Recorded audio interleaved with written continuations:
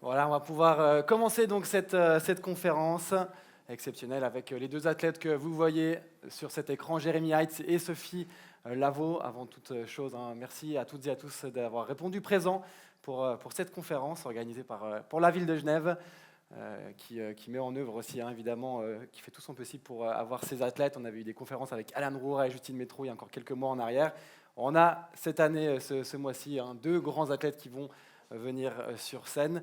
Mais avant cela, s'il vous plaît, j'aimerais accueillir la conseillère administrative en charge du département de la sécurité et des sports en ville de Genève, Marie Barbet-Chapuis. Mesdames et messieurs, chers publics, chères Sophie et Jérémy qui vont nous rejoindre dans quelques secondes, rassurez-vous, ce n'est pas moi qui fais la conférence ce soir, mais c'est un très grand plaisir pour la ville de Genève de vous accueillir ce soir pour une nouvelle conférence exceptionnelle avec deux athlètes qui incarnent l'excellence et le dépassement de soi. Alors, ça a été dit, en mai dernier, nous avions accueilli Justine Métro et Alan Roura qui rentraient de leur Vendée Globe. Et ce soir, cette conférence, elle coïncide avec l'arrivée des premiers flocons. Donc, c'est donc le bon moment pour parler de montagne, d'alpinisme, de ski. Une montagne que chacun et chacune peut vivre à sa manière. Alors, pour beaucoup d'entre nous, la montagne en hiver, c'est quelques belles pistes au soleil, une bonne fondue à midi et l'après-ski des 16 heures.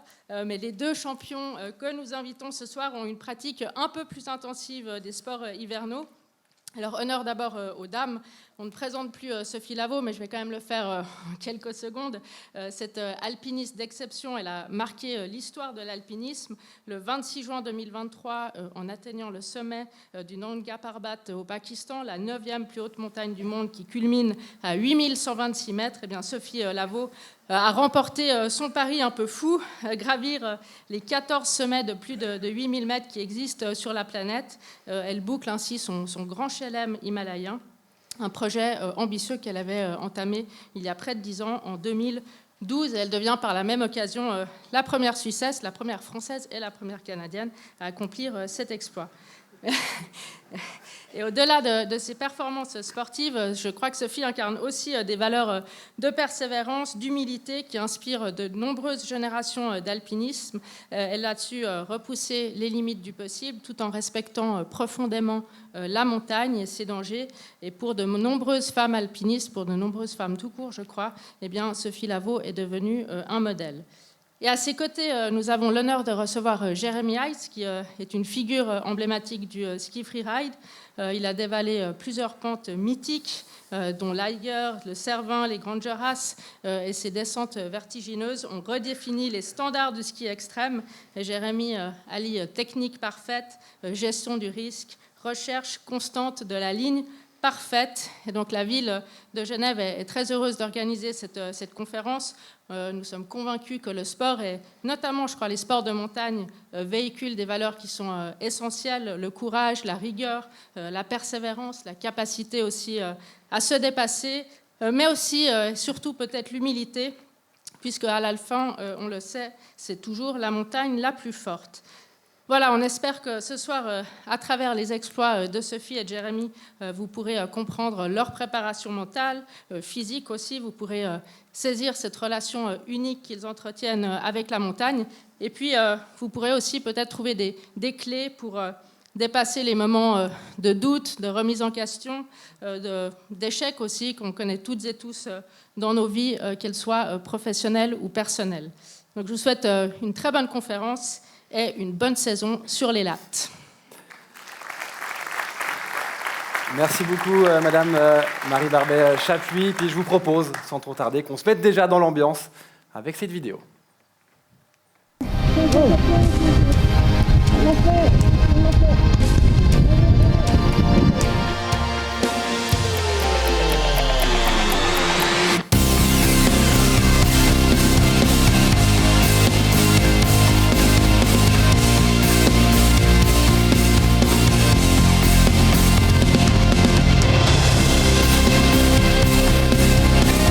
Là, je vais vous dire.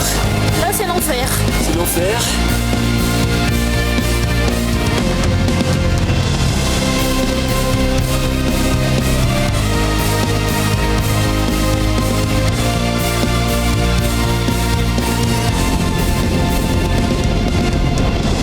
mois d'attente pour 24 heures de souffrance et de bonheur absolu quand on atteint le sommet.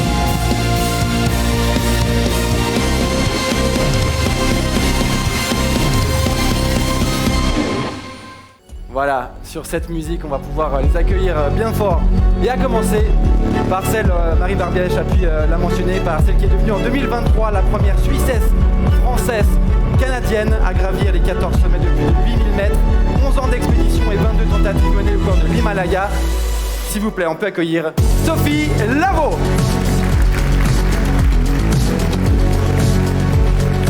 On peut l'applaudir bien fort.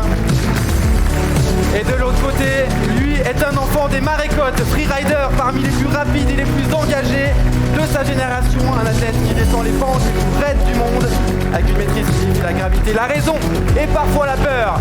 Jérémy Heitz.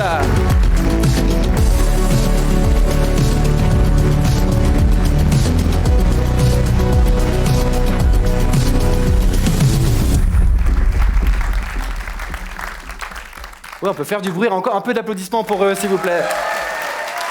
On a quand même deux grands athlètes de grande classe, Jérémy Heitz, Sophie Lavaux. Comment vous allez, Jérémy, Sophie? Vous descendez de votre montagne, de vos montagnes. Sophie, un peu plus récemment, puisque vous étiez sur l'Annapurna 4 il y a encore 2 semaines de cela, sur la chaîne de l'Himalaya. Comment ça va, Sophie? Ça va bien. Ça commence à aller bien, en fait. Ça y est, je commence à récupérer. Il faut s'acclimater. Il faut se réacclimater au bord du lac. Et alors, c'est pas anodin, les retours, finalement. C'est toujours quand même un espèce de grand écart entre cette vie en Himalaya, sur ces camps de base, où on est en moyenne entre 4005 ou 5005, et puis ce retour à la vie ici, mais c'est toujours un plaisir de rentrer, surtout. Et puis pour vous aussi, Jérémy, il faut s'acclimater. Quand on vient sur Genève, vous habitez au Marécottes, c'est compliqué, non? Ouais, ça, on est parti assez tôt. Bon, faut pas le dire. Il faut dire que chez vous c'était aussi, un c'est parcours normal. du combattant. Comment? Il neigeait chez vous au Marécottes. Exactement, un coin à neige, les Un Marécottes. peu à neige. Bon, vous deux, vous sortez de nombreux projets, évidemment. On va en parler pendant 1 heure de temps avec cette discussion.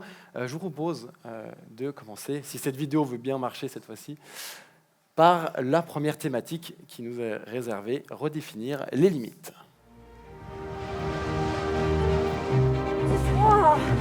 Ça.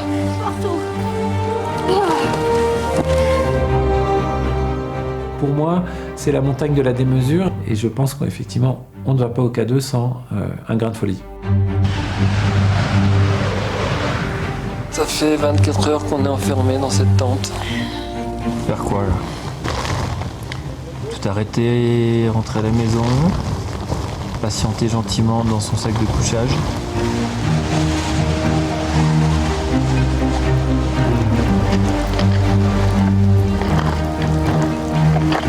Vous avez voulu venir au K2, vous y êtes, hein?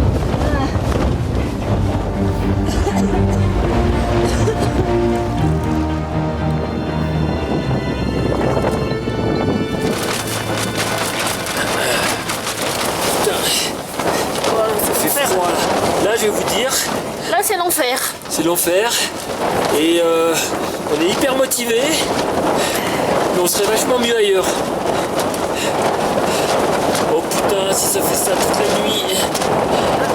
Psychologiquement, d'entendre de bruit du vent comme ça, c'est affreux. Mais regarde la caméra, ma grande. Oh putain. Non, là, c'est pas facile. Là, c'est pas facile du tout, même. Mais on savait, hein, ça allait pas être facile, là. Ouais, ça donne envie, Sophie, non? Moi, je reste chez moi tranquillement ce soir dans mon petit lit douillet. Je prends les inscriptions pour la prochaine expé, si jamais. Non, on parlait de grain de folie. Il faut l'avoir, ce grain de folie, quand même, pour arriver à ce stade-là, à ces sommets. Alors, je ne sais pas si c'est vraiment de la folie, parce que je ne pense pas être folle. Mais c'est pas anodin. C'est pas anodin d'aller là-haut. C'est pas anodin d'entreprendre ces grandes expéditions. Et au final, c'est quand même c'est beaucoup de travail et de préparation. Parce que c'est vrai que quand on me dit « Ah, mais t'as de la chance, tu vis de ta passion », c'est pas de la chance. C'est pas de la chance du tout. Donc c'est vraiment beaucoup de préparation et d'engagement. Hein. Il faut vraiment être très clair dans sa tête parce qu'on sait où on va mettre les pieds. Donc il faut en être conscient. Et quand on parle de redéfinir les limites, qui est notre première thématique, là aussi, c'est beaucoup de travail, c'est physique, c'est mental. Il y a beaucoup de paramètres derrière tout ça. D'aller chercher la performance, d'aller chercher la limite. Oui, mais après, je dis tout le temps que c'est un peu une évolution un peu naturelle, en tout cas pour mon cas. Je suis né en montagne. À 3 ans, je suis arrivé sur des skis. Après, il y a eu le ski club. Il y a eu les compétitions. Il y a eu vraiment un process assez naturel qui ont fait que j'ai passé beaucoup de temps sur les skis. Et puis, suivant le caractère, suivant le grain de chance aussi que tu peux avoir, parce que moi, j'imagine qu'il faut quand même avoir un petit peu de chance dans une carrière sportive pour passer entre les mailles des blessures, connaître les bonnes personnes au bon moment. Moi, c'est ce qui m'est un peu arrivé. Et ensuite, c'est aussi beaucoup le caractère de la personne qui fait que tu en veux un peu toujours plus, tu veux un peu te dépasser. Et voilà, suivre un peu ton évolution naturelle. J'ai évoqué ce terme-là au début de la conférence. Vous êtes 2 athlètes. Vous n'aimez pas trop ce terme, Sophie, quand je parle d'athlète. Vous préférez himalayiste professionnel. C'est assez particulier quand même. Vous n'aimez pas ce terme? Oui, parce qu'en fait, je pense que c'est pas une carrière qui avait été écrite et qui s'est. Moi, j'ai vraiment fait un basculement de vie. Donc, je passais du mode d'une carrière en entreprise classique à ce monde de l'Himalaya. Et c'est pour ça que j'ai vraiment jeté mon dévolu sur cette chaîne de montagne avec ce grand rêve, parce que ça a été vraiment un grand rêve au départ, même un Graal ou quelque chose que j'ai gardé longtemps pour moi, parce que peut-être je me sentais pas légitime. Peut-être je me disais que j'en étais pas capable, c'était surtout ça. Et donc les premières expéditions, je les ai presque organisées et faites pas en catimini, mais vraiment c'est pour moi. Et quand j'ai pris la décision de rentrer dans cette quête, parce que finalement c'est une quête personnelle, c'est pas une quête de record. Et c'est pour ça que... Et en plus, l'alpinisme en général n'est pas une discipline olympique, n'est pas une discipline avec un classement. C'est pour ça que pour moi, l'athlète, ça va avec un objectif précis à battre. Donc c'est juste pour ça. En fait. C'est pas une quête de record, mais on cherche à aller toujours plus loin. On ne cherche pas à aller plus loin, on cherche à aller de faire toujours bout. plus de sommets, de faire toujours d'aller plus haut, d'aller sans oxygène. Non, il y en a 14. Si on parle des 8000, il y en a 14. Donc c'était ça l'objectif. C'était ça. Et maintenant Et ben maintenant, on fait différent. C'est-à-dire Donc le dernier 8000, c'est 2023, hein, donc c'est quand même encore assez récent. Il y a eu toute cette année 2024 qui, avec la sortie du livre, la sortie du film, qui est comme une année de transition. Et avec le recul, j'ai décidé, et c'est assez clair dans ma tête, que je vais arrêter d'aller à 8000 mètres. 22 expéditions au total, je pense que c'est bon, je sais faire. Et par contre, c'est assez clair que j'ai toujours envie de partir en expédition. Donc c'est pour ça que j'ai baissé d'un cran et je reviens d'un 7005. Bon, vous arrêtez pas, Jérémy, vous continuez à aller toujours plus haut. Vous n'avez pas alors, encore fait du 8000. Un peu moins haut quand même. Non, c'est vrai aussi, on a vu récemment, on a atteint l'Himalaya à ski, on a descendu l'Himalaya à ski. L'Everest, pardon, ouais, évidemment, ça, c'est les gestes techniques. On a descendu l'Everest à ski, on va toujours plus loin. Comment c'est possible? Ça, c'est aussi une quête que vous pourriez faire? Non, pour l'instant, comme on discutait juste avant, avant de nous rencontrer, c'est pas quelque chose qui m'attire pour l'instant d'aller forcément suivre les pas de Sophie avec des skis sur le dos. Moi, c'est plutôt mon évolution, comme je le disais avant, naturelle en ski. J'ai commencé avec le ski alpin, après il y a eu les compétitions, ensuite on a été skier des 4000 des Alpes dans nos jardins avec un peu plus de fluidité que ce que faisaient les précurseurs. Après, on est parti en Himalaya, aussi au Pérou, pour skier à 6000, pour essayer d'apporter notre style de ski un peu plus loin, un peu plus haut. Là, on s'est rendu compte qu'on approchait une limite, en tout cas nos limites. On avait vraiment envie de... Et quelles sont vos limites? On les découvre un peu chaque hiver. Là, maintenant, je me considère meilleur skieur que quand j'avais 20 ans. Peut-être un peu moins tête brûlée. L'expérience... prend un peu l'ascendance comparé à l'engagement, je dirais. Et comme ça, on peut avoir un bon équilibre et puis aller encore plus loin. Et puis maintenant, on approche des lignes qui n'ont jamais été skiées, juste en les repérant, en approchant avec tout le matériel qu'on a. Alors on va en discuter après. Voilà, exactement. Puis finalement, la fluidité, elle est plus principale. C'est vraiment l'aventure qui prime. Est-ce qu'aujourd'hui, que ce soit les médias ou les sponsors, ça vous pousse à aller toujours plus loin, chercher peut-être la vidéo aussi qui buzz sur Internet, ou chercher le film qui va réussir, ça vous pousse? Alors ouais, alors ça dépend aussi le sportif. Personnellement, moi, j'ai jamais eu aucune pression de mes partenaires. C'est vraiment des partenaires qui me permettent de vivre de ma passion. Donc on n'est pas fédéré, on n'a pas d'équipe suisse, on n'a aucune aide, ne serait-ce que le sponsoring. Donc on doit se vendre et puis être proactif. C'est clair que si tu restes pendant 3 ans à rien faire, sans être proactif, sans proposer des projets, des films, des idées pour mettre en avant justement les partenaires, c'est clair que ça ne va pas jouer, mais c'est le jeu et franchement, il en Surtout qu'on est sponsorisé par Red Bull quand même. Oui, exactement. On va toujours plus haut, plus vers l'extrême. Ouais.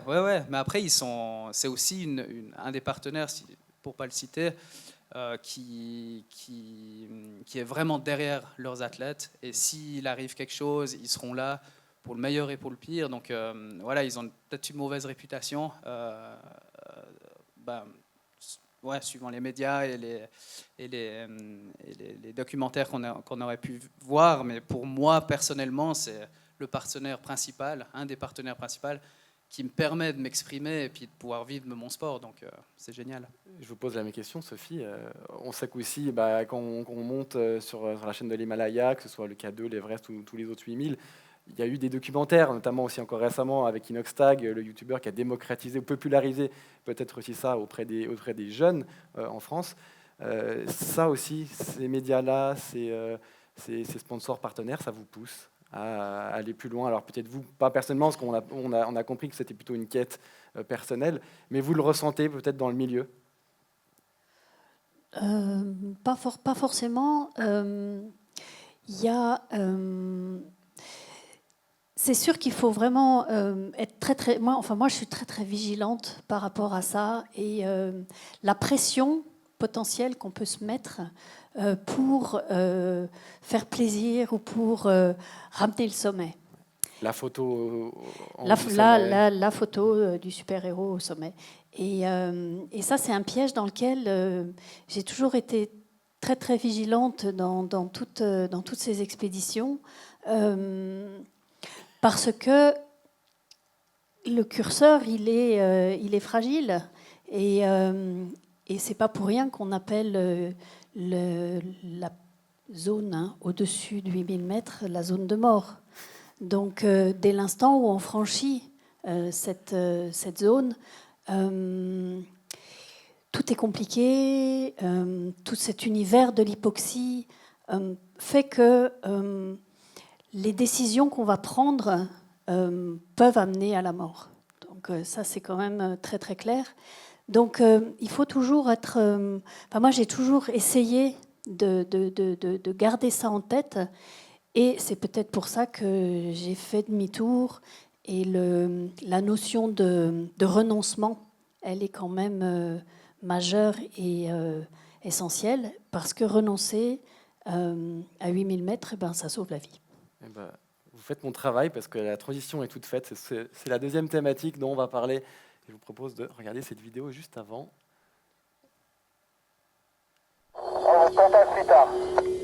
Ils sentent déjà que c'est bien compact, mais que ça devrait être skiable. Bon, si Jérémy dit que c'est skiable, c'est pas que c'est forcément skiable. Pour monsieur et madame tout le monde. Enfin, lui, s'il le sent et qu'il pense que c'est skiable... Glace.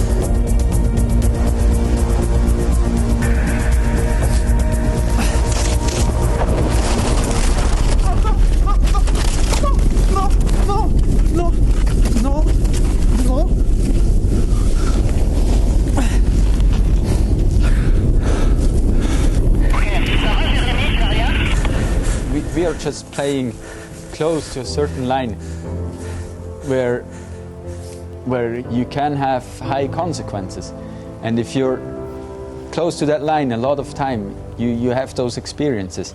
Je vous laisse faire le point si vous voulez vraiment remonter, selon la neige, selon le feedback de Jérémy. Si c'est pas le cas, moi je plie. Moi je vois, c'est bon au milieu. Je me suis fait quand même bien peur.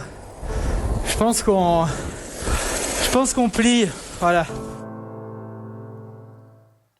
Un bel accent quand même. Ouais. Est-ce que ça arrive souvent? Non, heureusement non. Je pensais pas que ça allait me suivre autant souvent, ces images. C'est le grand combat de Val-Sorey. Ouais. Donc là, pour la petite histoire quand même, vous allez dire, mais pourquoi il était sur la glace? Donc c'est une ligne que j'avais repérée en montant le matin. Et puis le grand combat de Val-Sorey, c'est une pente qui est assez raide au sommet, mais de moins en moins raide. Donc je voulais ajouter un petit truc au sommet pour aller skier un peu de la glace, chose qu'on fait quand même assez souvent dans ces descentes. Et puis là, j'ai mis une petite direction dans mes skis. Et je monte avec ces skis où on peut serrer les fixations vraiment à 180. Donc je pèse même pas 70 kg. Ici, attention. Ouais, pardon. Ouais. 180 kg. Donc c'est vraiment quelque chose que je mets de mon côté pour ne jamais perdre le ski. Donc tout le matériel, on essaye d'avoir le truc le plus solide. Et là, le jour-là, il y a eu un déclic pour tout le reste qui m'a suivi tout le reste de ma carrière.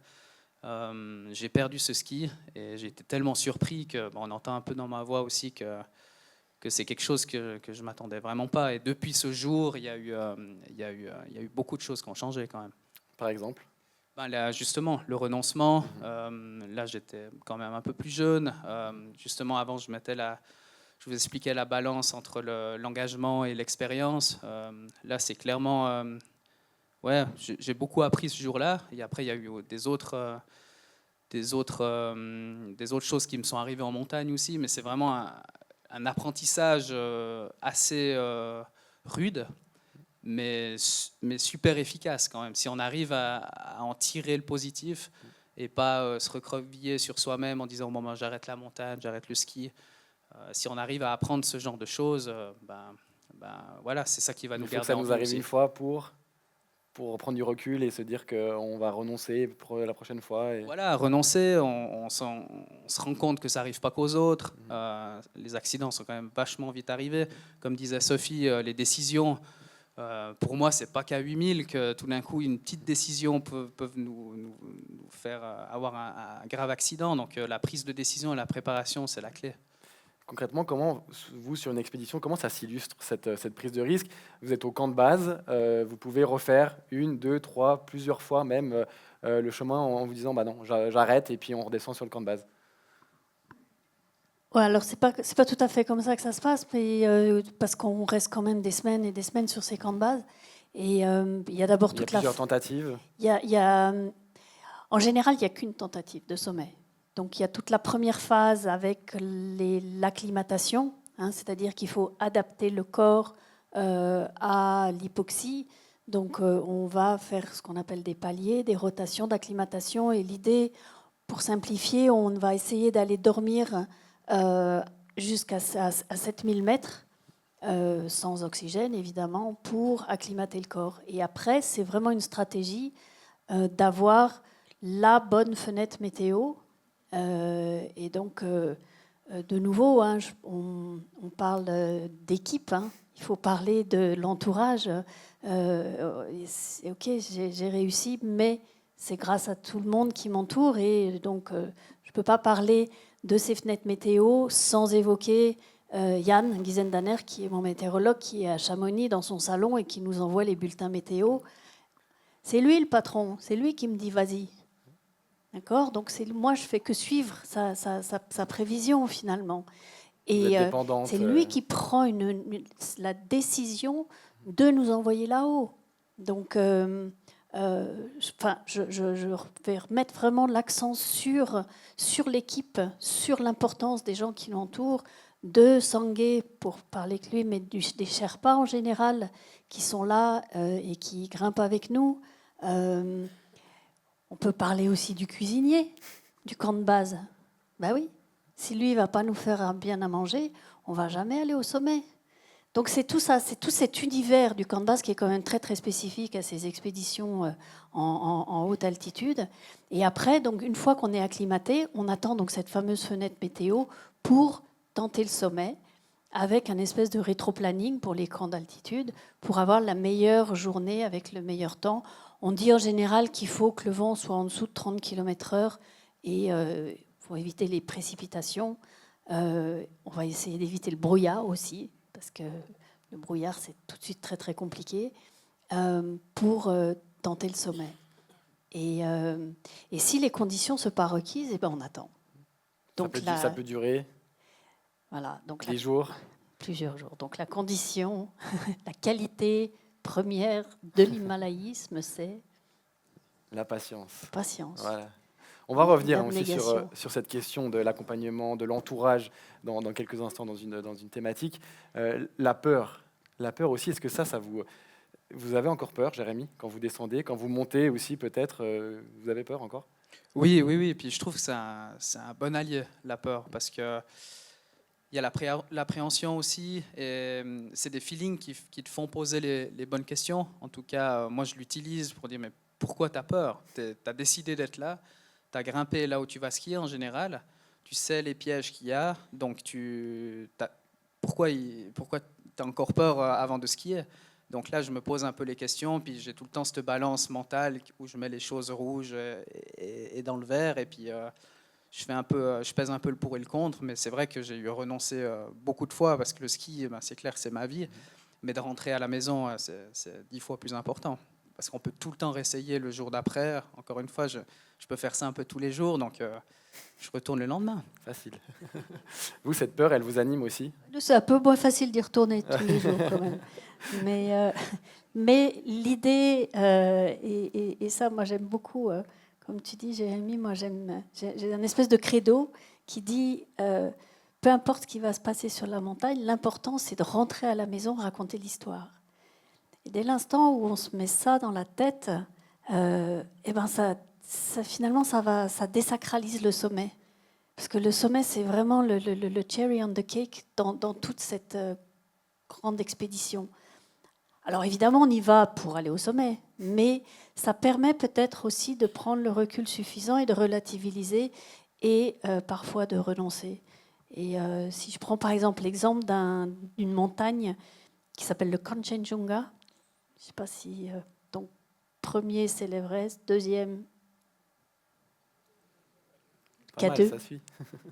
troisième, donc Kanchenjunga. Et au Kanchenjunga, donc j'y suis allée 3 fois, et la deuxième fois, j'ai fait demi-tour 130 mètres sous le sommet.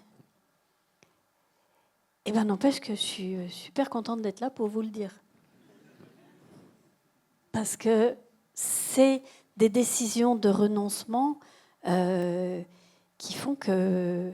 Voilà, et la montagne, elle va être là. Alors, je vais peut-être pas pouvoir y aller le lendemain, comme Jérémy, mais je vais y aller la saison d'après, parce qu'elle sera toujours là. Et donc, il faut laisser le temps s'étirer sur les saisons, parce qu'on a une chance d'un sommet pour une saison, puis après, ça repart sur l'année d'après.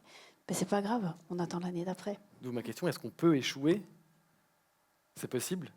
De se dire, en fait, vous auriez peut-être pu ne jamais réussir ces 14-8 000. Bien sûr, oui. Vous êtes posé cette question aussi ? Vous avez dit, Mais échouer, ça veut dire quoi ? C'est quoi l'échec? Si on rentre entier, moi j'ai 10 doigts, j'ai 10 orteils, j'ai jamais été évacuée, j'ai jamais été blessée. Sur toutes ces... Donc j'ai souvent renoncé de pas arriver au sommet. Alors oui, ça peut être un échec, mais je suis pas sûre que ce soit le terme qui soit le plus juste pour cette situation. J'aimerais, Jérémy, revenir avec vous sur une séquence qui fait partie d'un de vos films, hein, notamment La Liste, numéro 2, que je vous conseille, hein, honnêtement. C'est une séquence où on voit votre photographe, Mika, qui tombe, qui se blesse, et puis même gravement, qui a les poumons perforés, qui a une commotion, si je ne dis pas de bêtises, et qui met des mois, années à s'y remettre. Les premiers secours sont il me semble, j'ai dû noter ça, sont à 18 km de où vous êtes. La rescue dure 15 heures. Ça, c'est des regrets aujourd'hui de ne pas avoir peut-être pris les précautions exactes pour pas qu'on en arrive là. Oui, alors là, quand je parlais d'apprentissage, cette expédition-là, on a vraiment bien appris. C'est clair, on était au Pérou, on a voulu aller faire l'Arteson Raru, donc je pense qu'il y a tout le monde qui voit le logo Paramount Picture, la montagne avec les étoiles qui tournent autour. Donc c'est cette montagne qu'on a gravie, qu'on a voulu skier. C'était mon premier 6000. Pour poser un peu le contexte, on met 12 heures pour monter. Condition quand même géniale pour skier, mais pas top pour grimper. Du coup, l'arête sommitale, on ne pouvait pas se protéger, c'était très escarpé. Au Pérou, il y a des espèces de champignons de glace. On ne peut pas protéger avec des broches à glace, on doit utiliser un peu la corde pour se protéger comme sur une arête. Mais bon, on a la corde, mais c'est très dur à se protéger. On était assez fatigués. Et pendant la montée, pendant la nuit, il y a un petit vent du sud qui soufflait. Et ça nous a transformé vraiment les conditions de neige. Et c'était une face inskiable. J'ai rarement skié dans des conditions autant pourries que ça. Tout d'un coup, c'était assez bon, c'était skiable.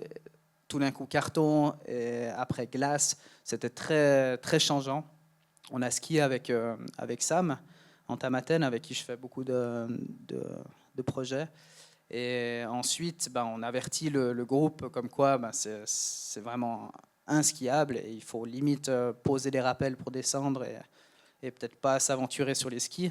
Et puis là, en effet, je me pose en bas, on était encore à 5005 plus ou moins, et je me pose sur mon sac exténué, et puis là, je lève le nez et je vois mon copain de longue date, Mika, qui lui a ouvert plein de choses à Chamonix. Je ne l'ai jamais vu tomber à ski. Il était là pour faire des photos, mais c'était vraiment le dernier de l'équipe que je m'inquiétais. Et c'est vrai que ce jour-là, il a touché un caillou, perdu le ski, puis là, c'est tellement raide qu'il n'a pas pu se rattraper, et puis il est arrivé ce qu'il est arrivé. Donc, après 12 heures de montée, quelques heures de descente avec cette histoire, le temps de stabiliser Mika, et après toute la nuit, on a dû le secourir pour descendre le plus vite possible, parce que les blessures qu'il avait, elles étaient importantes, mais l'hypothermie, elle était beaucoup plus importante. Donc le but, c'était vraiment de redescendre et de pouvoir le réchauffer le plus vite possible. Et puis les premiers secours, on ne s'en rend pas compte, mais pour les pilotes au Pérou, atterrir dans un environnement où il n'y a pas de référence, donc la neige, les glaciers, c'est très très difficile. Nos pilotes ici sont incroyables. Ils font ça quasi les yeux fermés. Et là-bas, oui, on aurait pu avoir un hélico, mais c'était quand même assez difficile parce qu'on n'avait pas mis de caution au début. Et même qu'on avait des gros sponsors derrière, ça l'a pas joué. Alors ouais, peut-être qu'on vient au lever du jour. Puis le lever du jour, c'était trop tard. Et puis après, on a appris que c'était aussi les pilotes qui étaient pas assez formés là-bas. Puis finalement, on a dû porter Mika jusqu'à la première route. Ouais, comme tu l'as dit, 15 heures après. Ça, c'est un risque à prendre en considération. Le fait que votre équipe, oui, vous êtes bien entouré, mais si vous devez appeler les secours, c'est de plus en plus compliqué. Le curseur, quand tu fais ces expéditions, il doit être quand même géré. Et ça, on a vraiment appris ce jour-là. Parce que oui, on savait que les secours, ça allait être difficile, qu'il fallait qu'on jauge un peu notre niveau d'engagement. Les secours, les secours, ça arrive quand il t'arrive cet accident. Donc c'est vraiment des choses que jusqu'à ce que ça t'arrive pas, tu te les poses. On s'est formé aussi médicalement avant de partir. On avait fait les choses assez justes. Et puis quand ça arrive, c'est vrai que là, tu es dans le fait accompli. Et puis il n'y a plus que le groupe qui fait que tu peux ramener ton copain vivant en bas. Ouais. Les deux, hein, évidemment, vous avez sorti des films. Ça faisait partie de la liste numéro 2. C'était important que ça apparaisse à l'écran, que les gens soient au courant? Oui, alors depuis le début que je fais des films, après j'en ai pas sorti beaucoup, mais on a tout le temps voulu être transparent. Raconter vraiment ce qui s'est passé. Quand on échouait aussi dans le premier film, La Liste, on a vu sur le Grand Combat, c'est vraiment quelque chose, je me suis dit, ça sera dans le coin de ma tête à quelque part, mais on va jamais montrer ça. Et le producteur, Nico Falquet, qui est un bon copain, il m'a dit, mais justement, il faut montrer quand les choses se passent mal aussi. Pour montrer, justement, comme disait Sophie, cette photo au sommet du super-héros, non, des fois ça marche pas. Et puis ça nous rend aussi un petit peu humains, on peut plus en discuter, partager aussi ses échecs, si on veut bien. Et je trouve que c'est important d'être transparent. Ouais. J'aimerais vous entendre aussi là-dessus, Sophie, parce que vous avez une anecdote, une expérience vécue personnelle. Peut-être vous avez dû renoncer parce qu'il y a eu un trop gros risque, ou alors que vous avez pris le risque et ça s'est mal passé. Vous avez une anecdote à raconter Oui, il y en aurait plein. Mais juste pour rebondir sur les films, c'est vrai que moi j'ai fait quand même 3 films avec François Damilano comme réalisateur. François Damilano qui est guide de haute montagne, un cinéaste, écrivain. Je pense qu'on ne le présente plus. Mais, et pareil, lui, il va aller essayer de rechercher donc, cette authenticité et de montrer la réalité de ce qui se passe. Et c'est vrai que moi, quand même, j'ai un tempérament qui est quand même assez linéaire et assez calme. Donc, pour un réalisateur, ça me manque un peu de peps. Et des fois, il me cherche un peu parce que lui, il pense tout le temps à son film. Et donc, je ne sais pas si vous avez vu donc, le dernier film donc, qui retrace l'histoire des 14 8000, donc qui s'appelle Le Dernier Sommet. Il y a un moment où je suis dans le mur du Kinshoffer, là, ce maudit mur du Kinshoffer sur le Nanga Parbat.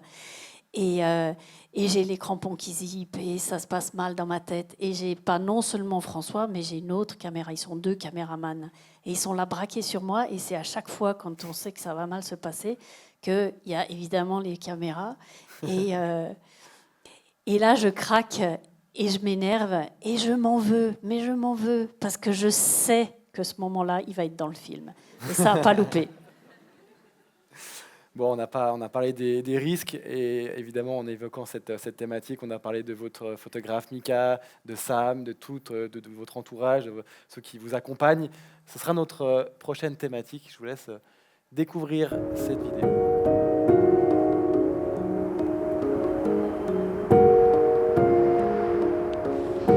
Je pars du principe que toute seule en Himalaya, je fais rien. J'ai besoin d'une super équipe de porteurs qui viennent nous amener tout notre matériel ici. J'ai besoin d'un bon cuisinier qui va me faire bien à manger, parce que si je suis malade, je vais aller nulle part. J'ai besoin d'une infrastructure pour avoir des tentes confortables pour dormir, pour pouvoir être en forme pour monter. J'ai besoin d'avoir confiance en Sangay. Donc c'est tout ça. Il y a toute une expérience qui va faire qu'au final, je vais quand même décider de beaucoup de choses. Mais j'aime bien cette idée d'être un peu en retrait pour valoriser tous les gens qui nous entourent. Parce que sans eux, on va aller nulle part.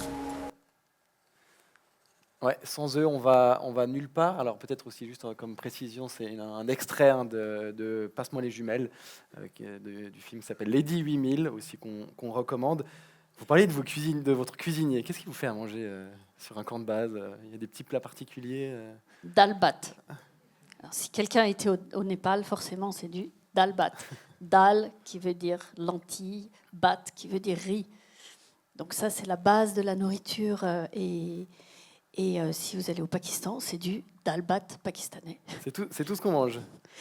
Non, c'est... Alors, au camp de base, on mange à peu près normalement. Parce que donc, les caravanes de porteurs là, qu'on voit dans ces images nous permettent de faire des ravitaillements quand même régulièrement. Donc on mange à peu près normalement. Mais c'est vrai que moi j'aime bien quand même aller dans les cuisines et aller manger avec l'équipe cuisine, les Sherpas et autres. Et donc on mange du dalbat. Surtout, on en parlait aussi avant cette conférence ensemble, quand on part sur quelques jours, semaines d'expédition, on a besoin que notre masse musculaire, on n'en perde pas trop. C'est assez important de bien manger, d'avoir un apport aussi conséquent et de pouvoir bien se nourrir. Ah ben c'est majeur, oui. Il faut, mais quand vous revenez d'expédition, vous avez perdu du poids, ça c'est sûr. Ça toujours, oui. Mais ça c'est le manque d'oxygène. De nouveau, hein, on est sur ces camps de base en moyenne à 5000 mètres, comme je disais tout à l'heure. Donc on est déjà au-dessus de l'altitude du Mont Blanc et on ne peut pas survivre à ces altitudes.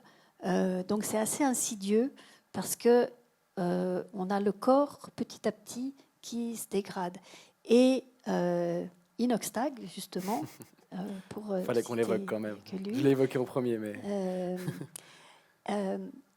l'explique aussi hein, dans le film. Et en fait, ce qui est très très difficile, c'est que donc on s'acclimate, donc on a l'impression qu'on va être mieux, mais avec les semaines qui passent, finalement, on rentre dans cette espèce de torpeur et de léthargie qui est due à l'hypoxie.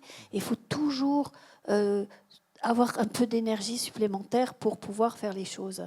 Donc c'est pour ça que tout ce qui va faire du bien, on va aller boire un petit thé, ou on va aller voir les copains de l'expédition d'à côté, ou on va au coin du feu. Et la cuisine, c'est stratégique parce que justement, il y a les réchauds, il y a la gaz et tout. Donc c'est souvent l'endroit où il fait le plus chaud.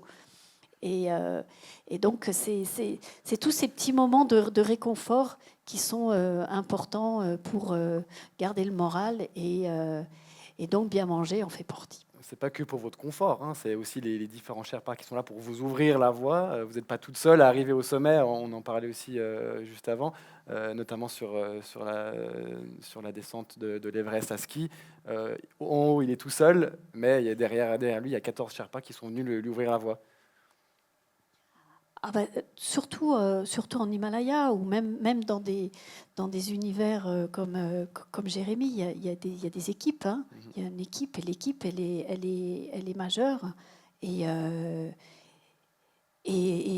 évidemment que l'équipe de tête qui va ouvrir la voie, sécuriser, poser les cordes fixes sur les parties techniques et autres, s'ils n'étaient pas là, je pense que les statistiques, elles seraient un petit peu différentes quand même, hein, faut pas se tromper. Hein. Donc c'est pour ça que c'est toujours intéressant, mais c'est pour ça que j'aime bien parler aussi dans les conférences de followership. Hein, de ce rôle de suiveur. Moi, je fais que suivre la prévision de Yann quand il nous les envoie. Je fais que suivre la trace qui a été ouverte. Là, on parle donc de cet univers des 8000, parce qu'on est sur ce qu'on appelle les voies normales. Donc, c'est des voies qui sont connues. On n'est pas dans de l'exploration. C'est pas pour ça que c'est facile, de loin pas. Il n'y a absolument rien de facile là-haut. Mais évidemment qu'on a tout cet univers qui nous entoure, qui permet de se sécuriser quand même. Les camps d'altitude, les emplacements sont déjà définis, etc. etc. Donc c'est vraiment des réussites d'équipe.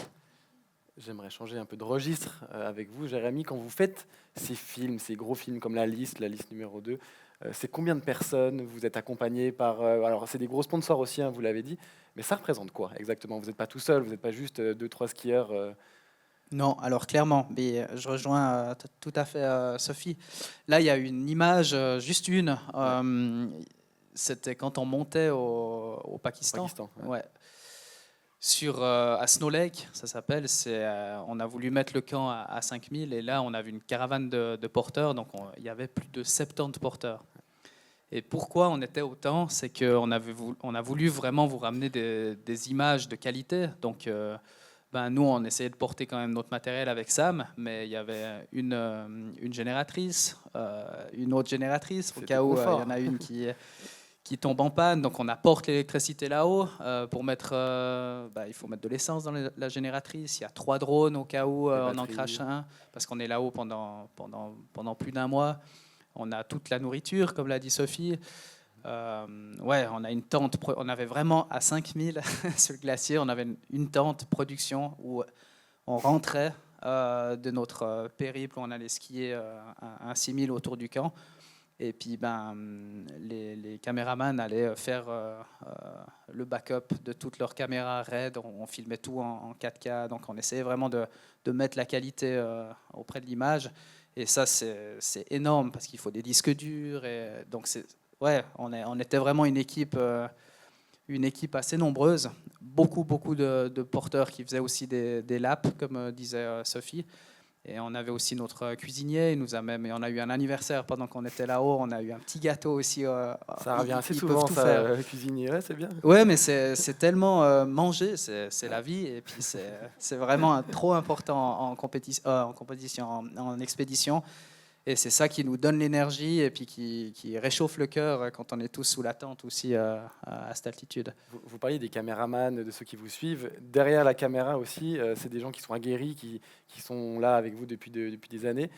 Quel rôle, eux, ils ont véritablement? Ils vous suivent à la trace? C'est aussi des très très bons skieurs. Oui, alors il y a très peu de... C'est encore plus dur que ce que vous faites. Je vous taquine un peu. Mais c'est vrai, hein, ils ont un mérite énorme. Là, je travaille beaucoup avec Nico, qui a été skieur. Ouais. Il a fait une belle carrière de skieur et maintenant il filme depuis plein d'années. Et là, on a été ouvrir une petite ligne par chez nous. Pendant que je suis en train de mettre la corde, poser les rappels, lui, il est accroché à moitié avec une main libre en train de faire décoller le drone. C'est un couteau suisse incroyable. Et puis pour nous, en tout cas, d'être entouré de ces personnes,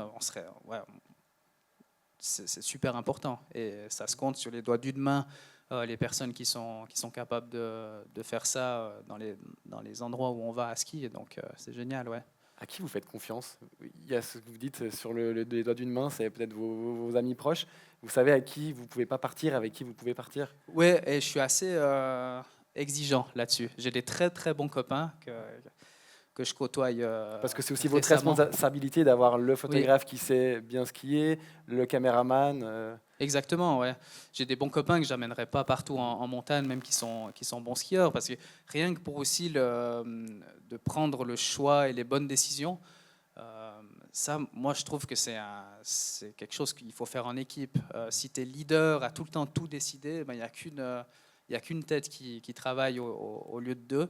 Et je trouve important aussi de partager déjà le moment présent, puis aussi les décisions pour pas être dans un tunnel et peut-être avoir une mauvaise décision au bout d'un moment. Donc c'est vraiment quelque chose qui se partage. Il n'y a pas de leader, il faut vraiment discuter des décisions ensemble. Et ça, il faut être capable, justement, il faut être capable de suivre, il faut être capable de voir les signes que la montagne nous donne aussi. Et pour le cas de Nico aussi, de ramener des images. Enfin là, c'est cherry on the cake, comme tu disais. Et du coup, ça rejoint aussi une thématique qu'on a abordée juste avant, mais on veut toujours aller plus loin en termes d'images, de faire du 4K, du drone, vraiment en immersion. Ça, vous êtes conscient que vous pouvez encore aller plus loin? Oui, ça évolue beaucoup. Je pense que tout le monde dans la salle est d'accord pour le dire. Là, le premier film, La Liste, quand on a fait les 4000 dans les Alpes, c'était beaucoup à l'hélicoptère. Donc, moi, je montais un peu plus tôt le matin, voire dans la nuit. Et puis, quand tu es à quelques minutes de partir, tu dois appeler l'équipe de production qui décolle avec l'hélicoptère. C'est vraiment une organisation qui était assez lourde, je trouve. Et les créneaux sont tellement petits. Et maintenant, avec les drones, on peut faire beaucoup plus. Et ça coûte moins cher, c'est moins onéreux. C'est beaucoup plus facile de ramener des images aussi beaucoup plus stables, proches du skieur. Donc ça a évolué, ça a beaucoup évolué aussi avec les petites caméras qu'on peut emporter avec nous. Et là, on a vu la descente de Barguel sur l'Everest. Ils peuvent voler à des altitudes de 8000 mètres facilement avec les drones du commerce, en changeant peut-être un peu le torse des pales. Et puis voilà, on a des belles images. Donc je trouve que c'est incroyable. Puis ça va encore évoluer. Vous parliez de créneaux, j'aimerais rebondir là-dessus avec vous, Sophie. C'est vrai, on en a parlé un petit peu avant, mais c'est le bon créneau, c'est le bon jour.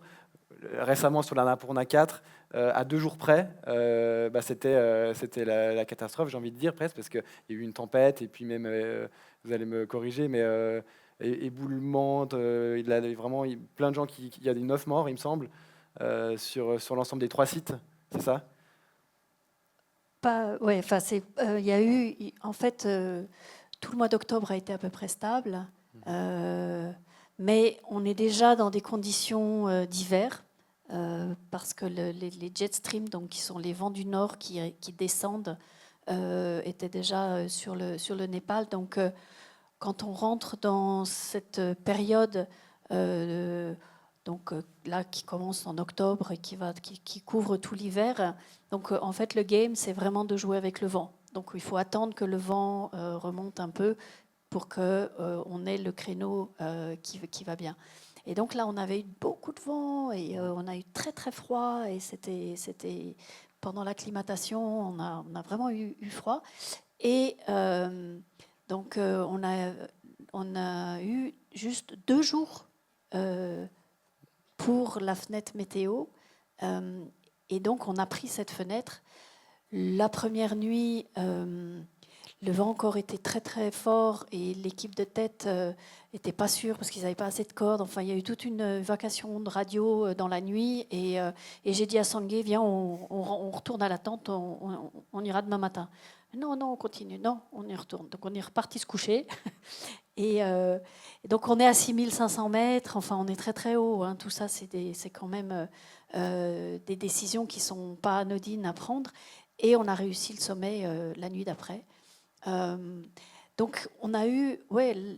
parler de chance tout à l'heure, c'est rarement de la chance. Mais là, la météo, c'est quand même de la chance. Donc, on a pris ce créneau. Et effectivement, il y a un cyclone qui était sur la baie de Bengale en Inde et qui est remonté sur le Népal la semaine d'après et qui a mis 1,50 m de neige sur tout l'Himalaya.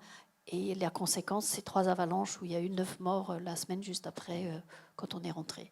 Sur ces créneaux-là, j'aimerais vous entendre sur cette question, où on voit, évidemment, c'est très serré, donc tout le monde va essayer de monter au même moment. Donc on voit ces images, et sur les images que nous, on voit, c'est une queue interminable sur l'Everest ou sur tous les autres sommets. J'aimerais votre avis. Voilà, j'aimerais votre avis là-dessus. Non, alors là, on revient dans presque la caricature de ce qu'on voit dans les médias, où l'Himalaya égale Everest. C'est tout. Tout ce qui est rapporté dans les médias, c'est l'Everest et c'est les déviances de l'Everest, la surfréquentation, etc., etc. Et c'est vrai que les images, on a tous vu ces images. Donc il y a une photo qui a fait le tour du monde, qui est l'image qui a pris par Nimsdai en 2019 sur le Ressaut Hillary, juste avant le sommet de l'Everest, où on voit cette queue leu-leu, etc.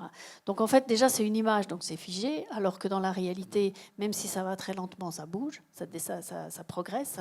Il a été prouvé que sur ce Summit Push de cette année-là en question, aucun des décès, il y a eu 9 morts aussi sur cette saison, est dû à l'encombrement du sommet. Donc tout ça, c'est des choses, voilà, on voit une image, donc on dit « Ah, mon Dieu, quelle horreur », etc. Et effectivement, cette saison, elle a été particulière parce qu'il y avait aussi 2 jours uniquement de fenêtres météo. Donc quand il y a un camp de base qui est un peu surfréquenté, ça a fait que tout le monde s'est engagé sur cette... Et l'année d'après, nous, quand on était au Lhotse, donc qui est le petit frère de l'Everest juste à côté, on a eu 10 jours de beau temps. Donc je disais à Yann, on part quand ? Demain, si tu veux. Demain ou après-demain, tu peux y aller quand tu veux. Il y avait très très stable et pendant 10 jours. Et donc, pendant cette année-là, il y a des photos où le fameux Ressaut Hillary, il n'y a personne. Mais ces photos où il n'y a personne, personne ne les montre parce que ça n'intéresse personne. On parle d'envers du décor, Jérémy. Quand vous partez, évidemment, vous partez loin de votre famille. loin des amis. Est-ce que ça, c'est quelque chose aussi, on parlait de risque avant, comment est-ce que vous voyez cet équilibre entre la vie professionnelle, vous partez en tournage, et la vie personnelle, la vie privée? Oui, on est un peu obligé. Quand on part en expédition, c'est clair que, je le racontais avant, moi, je suis rarement content de partir, mais une fois que je suis là-bas, ça se passe bien. Mais plus ça avance, moins j'ai envie de voyager, et plus j'ai envie de profiter du terrain incroyable qu'on a ici, parce qu'on est tellement chanceux, mais sans voyager, on ne s'en rend pas compte non plus. Habiter dans les Alpes, on peut faire des 4000 facilement à la journée, on peut aller accéder des glaciers, des zones complètement incroyables pour le ski. Beaucoup de choses ont été faites, c'est clair, c'est normal parce que c'est tellement accessible, mais le terrain est tellement incroyable, donc voilà, c'est aussi quelque chose que je fais beaucoup moins, et rentrer à la maison et avoir le confort de la maison et rentrer auprès de Louise chaque soir, c'est quelque chose que j'ai besoin de plus en plus. Et au final, c'est au Marais-Côte qu'on est le mieux, c'est ça? Vous allez me dire ça, en Valais, c'est ça? Exact, Ouais. exact. Ouais. Tu m'ôtes les mots de la bouche. Bon, on va sans trop tarder passer à notre 4e thématique avant de passer à vos questions. Évidemment, le temps file. Dernière thématique, la montagne et l'innovation. L'innovation en montagne. Alors c'est aussi pour ça qu'on vous a présenté ces 2 beaux mannequins qui sont habillés aux couleurs de Jérémy et de Sophie. Pour cette séquence, j'aimerais peut-être commencer avec vous, Jérémy. On va se lever et puis vous nous présentiez peut-être un petit peu ce beau mannequin. Il y a on parlait de technologie avant avec les drones, avec tout ce qui se passe sur le terrain. Oui, il est un peu plus grand que vous. Un peu plus grand. Hein. On a eu vos amis et votre compagne ont eu de la peine à l'appuyer. Aujourd'hui, la technologie, l'innovation en montagne est présente et omniprésente. Alors oui, totalement. Et principalement, il me semble, dans le poids du matériel. Et c'est quelque chose qu'on va un peu contre, en tout cas dans nos approches en ski, c'est que on a des skis quand même assez lourds. Et plus c'est des skis lourds et longs, plus on est stable en ski. Donc quand on skie à haute vitesse, c'est quelque chose qu'on a quand même besoin. Et quand on parlait de fixation, justement, ça c'est des fixations vraiment de piste, c'est ce qu'ils utilisent en alpin. Et on a la petite particularité de pouvoir changer l'avant en mettant des pins devant qui nous permettent de marcher. Et du coup, on met la butée avant dans notre sac, mais ça nous permet d'avoir vraiment des fixations solides pour la descente. Ce qui est très lourd. Le ski, il fait plus de 2 kilos le ski. La fixation aussi, on est presque avec une paire de 8-9 kilos. Donc, on est loin de la patrouille des glaciers. Et pour le reste... Et ça redéfinit aussi votre pratique. C'est clair. Il y a peut-être 15-20 ans en arrière, c'était pas ça. C'est clair. Le matériel, il a fait beaucoup. C'est clair qu'il y a l'approche aussi des conditions. On peut en parler après, mais le matériel, ça fait beaucoup. Quand on voit les précurseurs, ce qu'ils ont skié 50 ans auparavant, en étant les premiers à le faire, c'est complètement incroyable. Ils avaient des skis qui faisaient 2,20 m linéaires, des fixations et des chaussures qui étaient clairement pas autant stable que les nôtres, donc c'est complètement incroyable ce qu'ils ont fait. La tradition est toute faite parce que je vais en profiter pour parler aussi de l'expédition que vous venez de faire, Sophie, vous pouvez vous lever sans hésiter. À l'Annapurna 4, c'était aussi l'occasion de fêter les 75 ans de la première expédition sur la chaîne de l'Himalaya. Et voilà, c'est de montrer qu'il y a 75 ans en arrière, c'était complètement différent. Là, comment vous pouvez illustrer aussi ce propos ? Alors, c'est le 75e anniversaire de la première ascension d'un 8000 qui était l'Annapurna 1, qui est donc fait par l'expédition française, Maurice Herzog, Louis Lachenal, le livre Annapurna, premier 8000, je pense que ça vous parle. Et c'est vrai que moi, j'ai une admiration de dingue pour ces pionniers. Ces gars qui connaissaient rien, ils connaissaient rien à la physiologie, à l'hypoxie, ils connaissaient pas les itinéraires, ils partaient là, et notamment l'Annapurna 1 que j'ai gravé donc en 2019. C'est une de ces montagnes où tu arrives au camp de base et tu regardes et tu te dis mais mon Dieu, mais par où on passe ? Et eux, ils ont trouvé l'itinéraire avec l'équipement de l'époque. Et voilà. Et donc, j'avais envie de célébrer cet anniversaire, non pas en allant répéter l'Annapurna 1, mais en allant sur un des sommets de la chaîne des Annapurna. Et c'est pour ça qu'on revient donc de cette ascension de l'Annapurna 4 avec cet équipement qui, évidemment, avec toutes ces années, a énormément évolué. Présentez-le-nous un tout petit peu rapidement. C'est très léger aussi, c'est très technique. Alors, le premier truc, c'est qu'il faut que ce soit très chaud, surtout. Et donc, c'est du duvet. Et puis, donc, on a les grosses chaussures avec les chaussons thermiques. Donc, ces espèces de grosses pompes là, de l'espace. Et puis voilà. Donc, après, il faut mettre un pied devant l'autre et puis y aller. Et pas trop réfléchir. Il y a les matériaux, mais il y a aussi l'approche météorologique, les GPS. Ça aussi, ça a changé votre approche. On parlait de Jan Gizendaner juste avant. Vous, comment est-ce que ça a changé votre approche ? Alors, ça a bien changé. Justement, je parlais d'approche des conditions. Mettez-vous face au public, ça sera, oui, pardon. Toujours mieux. Je parlais d'approche des conditions. Ça, c'est quelque chose qui a bien changé. Les précurseurs, j'ai la chance de connaître Sylvain Saudan avant qu'il décède. On a pu échanger plusieurs fois. Lui, il me racontait qu'il voulait... Ah mais non, sérieux ? Ah, génial.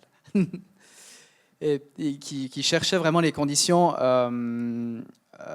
qui soient du sommet au fond vraiment les mêmes. Donc ils allaient dans les conditions assez dures, où ils n'avaient pas de changement de neige ou très peu.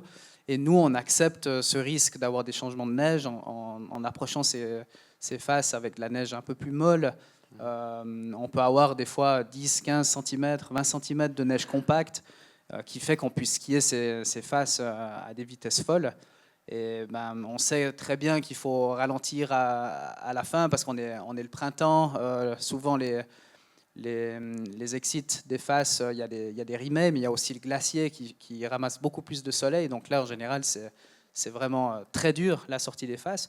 Quelque chose qu'eux aimaient avoir vraiment du haut en bas la même neige. Donc vraiment, tout ce qu'on a maintenant avec le report des SLF, les balises, la météo super précise. Moi, j'ai beaucoup aussi utilisé l'avion pour aller repérer les faces. Donc à chaque chute de neige, on pouvait aller voir si la neige avait collé sur la glace, parce que la plupart des faces qu'on a skiées dans le premier projet, aussi dans le deuxième d'ailleurs, la plupart du temps, c'est des faces en glace. Et on a besoin de ces conditions vraiment très spéciales pour que la neige colle sur cette glace, pour que ça soit vraiment skiable, parce qu'on a très bien vu que sur la glace, le ski, ça ne marchait pas. Et du coup, de suivre ces précipitations, vraiment, quand ça commence à un peu se réchauffer, en bas dans la vallée, quand on va au bord du lac de Genève, c'est bien. On commence. Vous apprenez vite. Et là, nous, c'est à ce moment-là qu'on pointe nos regards vers ces faces qu'on rêve de skier. Et puis à chaque orage de fin de journée, il y a justement ces conditions parfaites qui fait qu'il neige un peu plus mouillé. Et ça fait une base d'accroche. Et ensuite, il peut neiger un peu plus frais. Et on a ce combo magique. Mais ça, c'est des timings qui sont tellement clés. Des fois, il y a peut-être une journée dans toute une saison qui fait qu'on puisse les skier. Donc, suivre les conditions par les airs, en balayant vraiment les Alpes, ça m'a beaucoup aidé. Donc on va aussi toujours plus loin, c'est vrai, d'aller même sur un avion, enfin avec un avion, chercher les conditions. On va pouvoir se rasseoir gentiment, et puis vous aurez l'occasion aussi après de venir voir ces équipements, ces différents matériaux. Je vais continuer avec vous, Sophie. Aussi, l'un des objectifs de votre expédition sur l'Annapurna 4, qui a commencé au Pérou, si je ne dis pas de bêtises, l'été passé, c'était de récolter aussi des données scientifiques pour un projet qui s'appelle Glacier Biodiversity Challenge. Expliquez-nous un tout petit peu en détail en quoi ça correspond. Alors l'idée, c'est effectivement d'aller récolter des échantillons de glace à différentes altitudes. Alors rassurez-vous, je ne vais pas devenir glaciologue ni scientifique ces prochaines années, mais c'est simplement pour participer à ce projet. C'est de la science participative, et donc c'est le fait de pouvoir aller très haut, de pouvoir collecter donc ces échantillons et après qui sont analysés donc pour trouver donc déterminer la biodiversité dans la glace. Biodiversité, hein, donc les microbes, les bactéries, les champignons, tout ce qu'il y a dans cet univers. Et pour contribuer à terme, hein, donc il y a le PFL qui est derrière ce projet, à la création de ce qu'on appelle donc une biobanque. Parce qu'il ne faut pas se leurrer, les glaciers ils sont en train de fondre et il y a certains qui vont disparaître. Donc on est aussi un petit peu dans la science de la dernière chance sur certains. Et donc d'aller ramener donc, des échantillons de glace sur ces glaciers à différents endroits du monde. Et justement, quelle est votre relation, je vous pose la question en deux, mais la relation entre ce constat-là et puis votre pratique sportive, peut-être, Jérémy? Ben ouais, comme dit Sophie, il ne faut pas se leurrer, ça change pas mal. Certains glaciers se déconnectent. Un glacier a dû être nommé près du Gornergrat aussi récemment. Donc ça bouge, mais ça ouvre aussi des lignes. Les chutes de Sérac, des fois on a pu skier des nouvelles lignes parce que tout d'un coup, ça ouvre la porte à des pentes, à des passages. Mais c'est clair que ça change. Les hivers sont aussi, commencent un peu plus tard. Pour moi, il faut vraiment, il faut être aussi content de skier en mars, avril, mai. C'est là pour moi que la saison elle commence vraiment. Donc voilà, ouais, ça bouge. Bon, on va tranquillement passer aux questions. Je vous remercie pour cette heure d'attention. Je pense que vous avez beaucoup de questions. Alors, on ne va pas hésiter, si on peut peut-être allumer un tout petit peu la salle.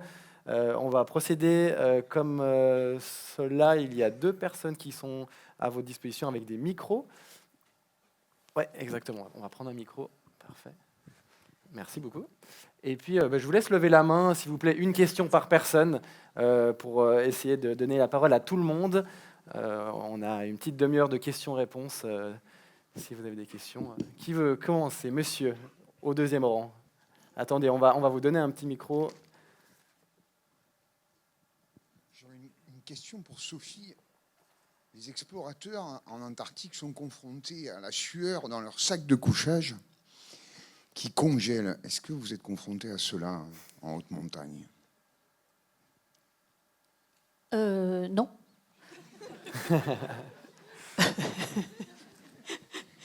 Non, moi j'aime bien fermer mon sac de couchage pour avoir chaud. et en fait, pour être bien, je vais vous donner un petit truc. Si vous allez en très très haute altitude, parce que si je ne prends ne serait-ce que l'Annapurna 4, là où j'étais encore il y a quelques semaines, j'ai toujours un thermomètre que j'accroche dans la tente au camp de base. Et là, quand on allait se coucher, on était entre -7, -10 à 8 heures du soir. Donc vous imaginez à minuit, 2 heures du matin. Donc c'est un peu comme si vous alliez vous coucher dans votre congélateur tous les soirs. Donc quand vous avez une gourde, on la remplit on va à la cuisine, toujours la cuisine, le point clé. On va remplir avec de l'eau chaude bien bouillante et on prend la gourde dans le sac de couchage et là, on est bien. Prochaine question. Oui, monsieur, très bien. Puis madame, qui a levé la main? Madame, pardon. Ouais. Alors, j'ai une question pour Jérémy. Quand vous avez perdu le ski là, sur le combat, c'est la fixation qui a lâché ou Oui, exactement. C'est la fixation qui a lâché par devant. Justement, comme j'expliquais, il y avait des forces qui se sont faites un peu latéralement et j'ai vraiment absolument pas senti le ski partir. Et pourtant, quand on les serre autant fort, généralement, on sent bien la cheville ou le genou quand on perd un ski. Et là, ça s'est fait vraiment. J'ai dû même regarder. J'ai plus de ski, donc Ouais, ça a été vraiment surprenant. Ouais. J'ai perdu à cause des vibrations qu'il y a sur la glace. Ça, vous ne pouvez pas anticiper, en fait.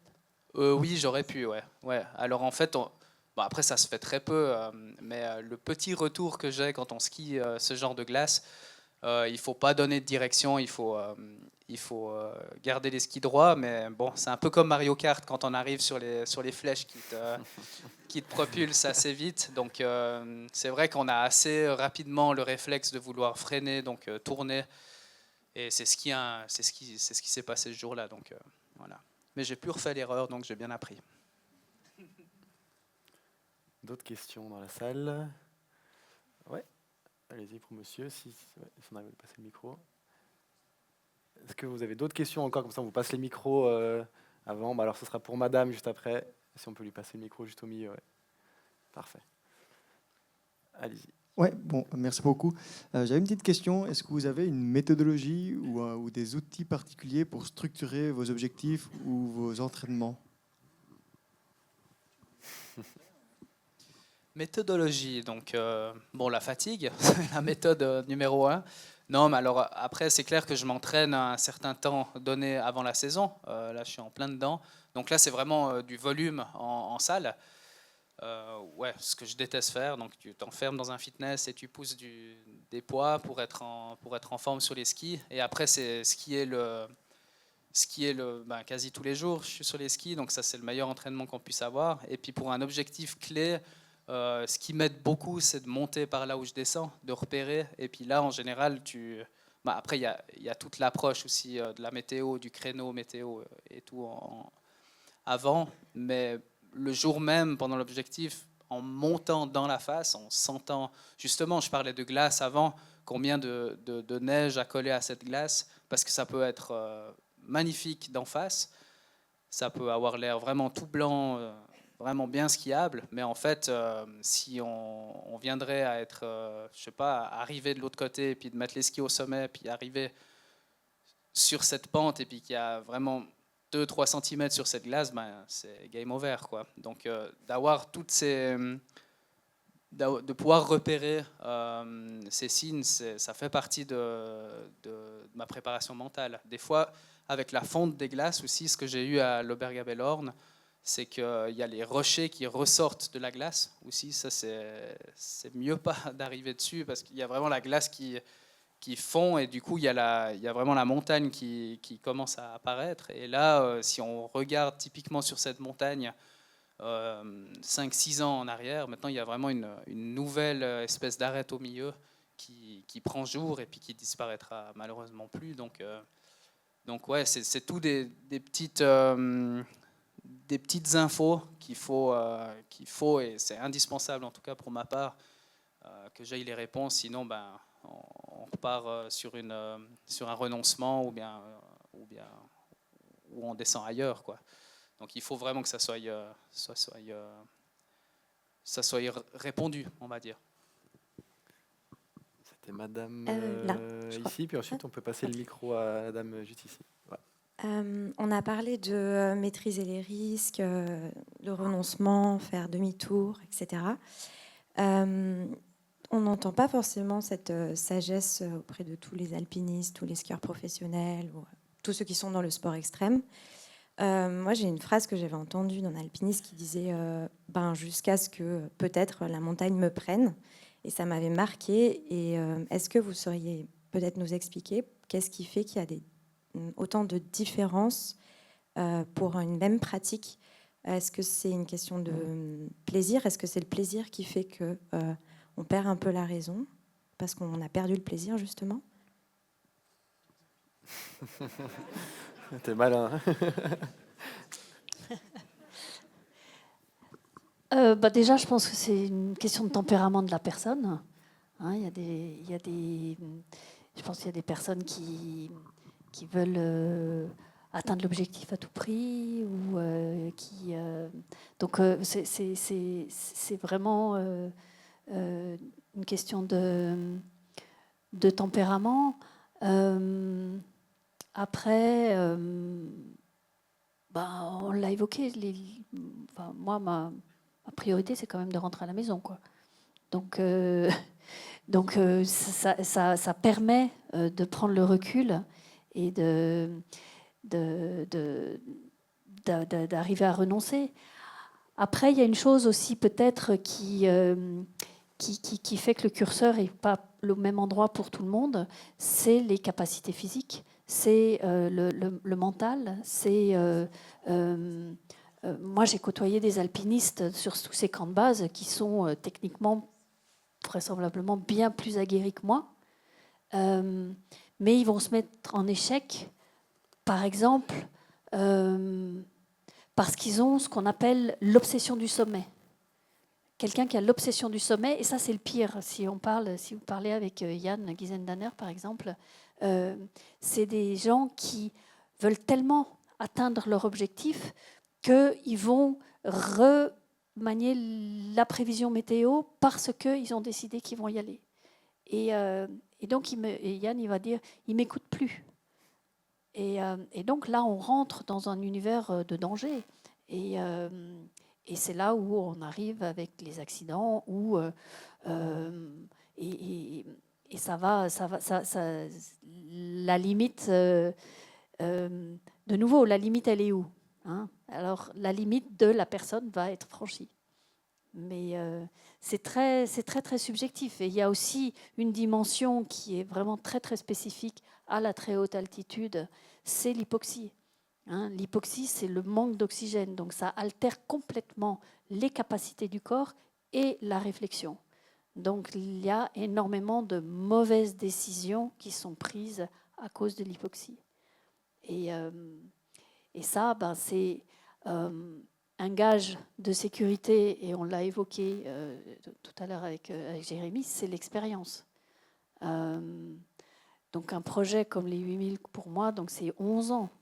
Donc, la façon dont j'ai abordé l'expédition en 2012 et la façon dont je l'ai abordée sur les dernières années, c'est complètement différent.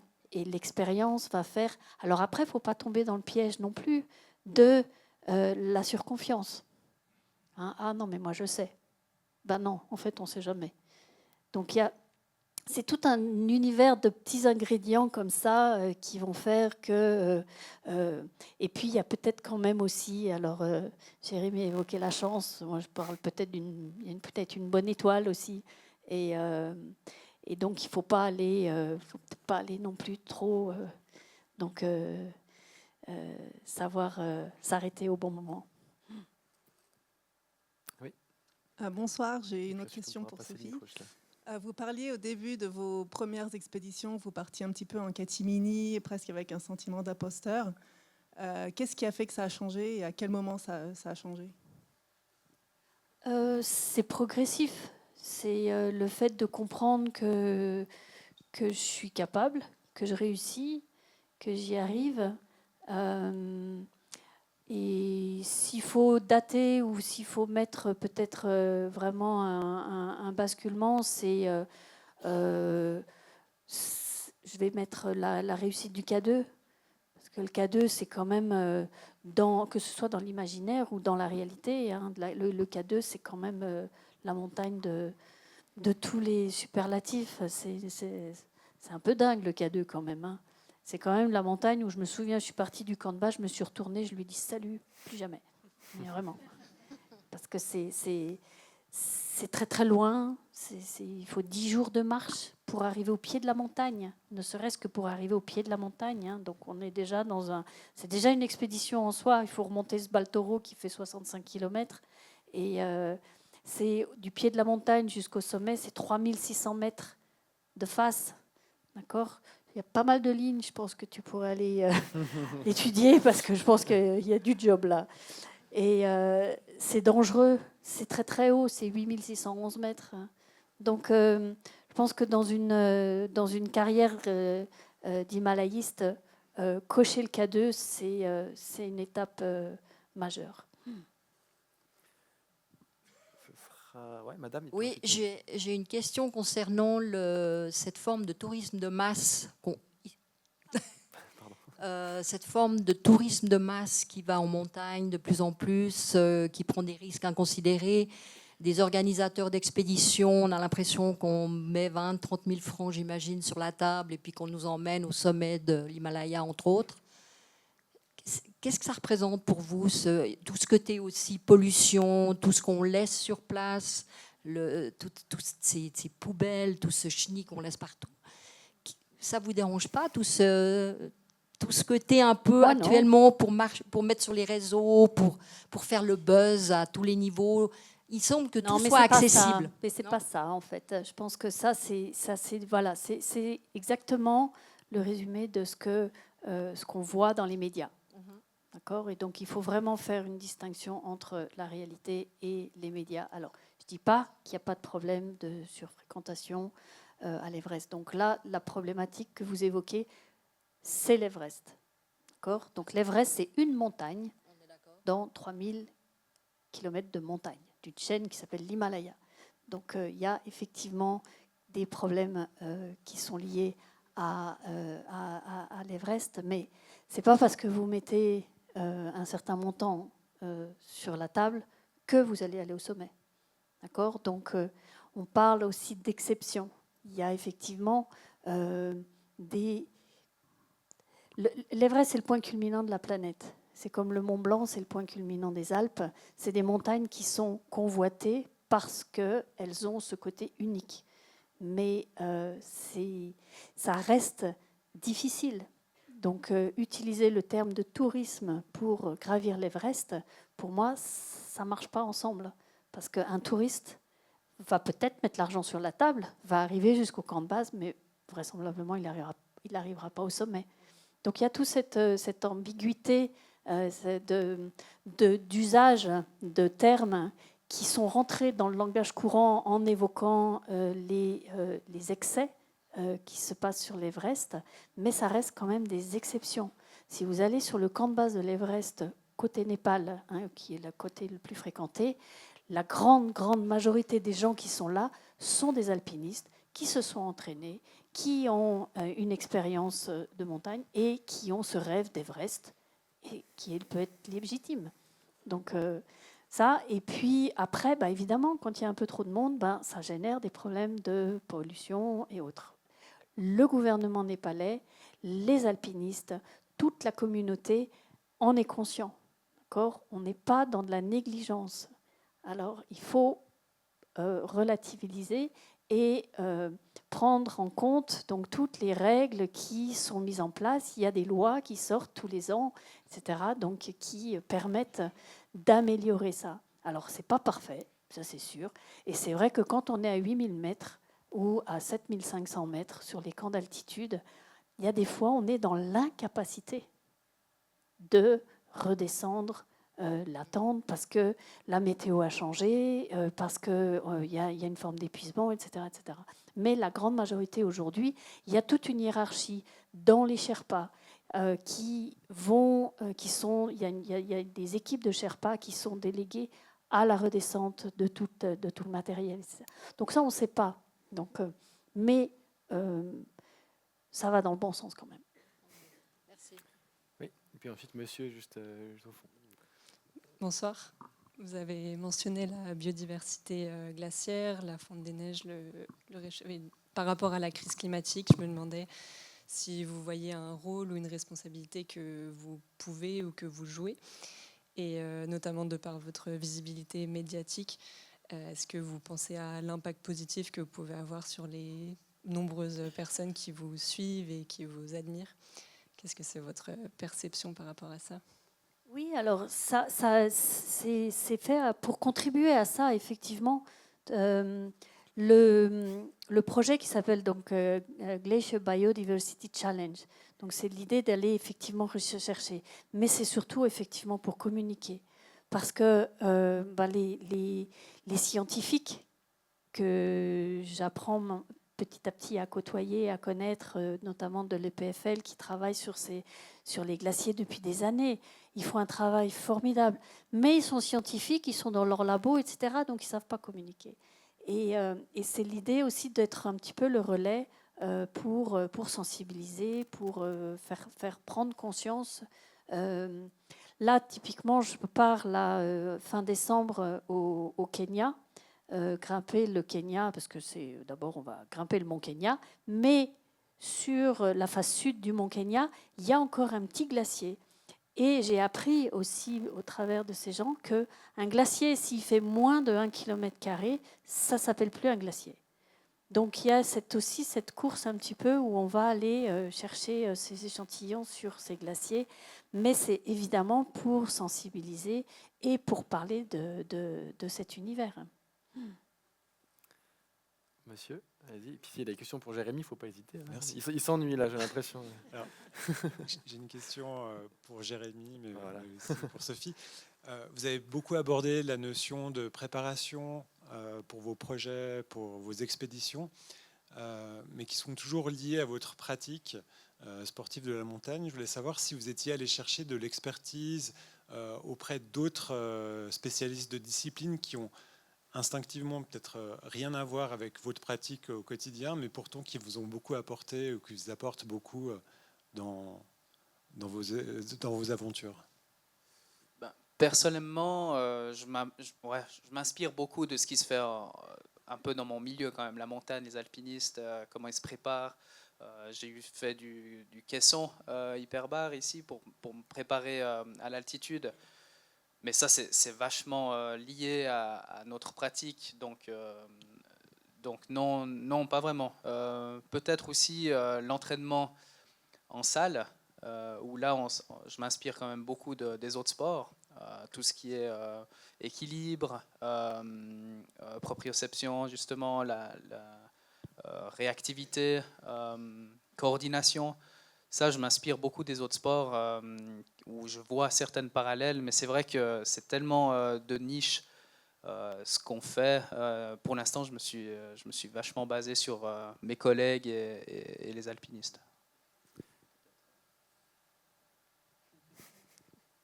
Non, pas vraiment. Mais c'est vrai que ces projets où, là on parle de 11 ans, hein, donc c'est comme si un peu on rentre un peu dans les ordres. Hein. L'entraînement, il fait partie du quotidien. Et puis c'est souvent un bon prétexte pour aller en montagne avec les copains. Il ne faut pas se tromper. Hein. Il faut garder le plaisir. Je pense que le plaisir, c'est le moteur. Après, il y a... Alors, si on veut parler d'un tout autre univers qui peut-être j'en suis même sûre, m'a certainement servi, c'est que ma discipline de prédilection quand j'étais jeune, c'était la danse classique.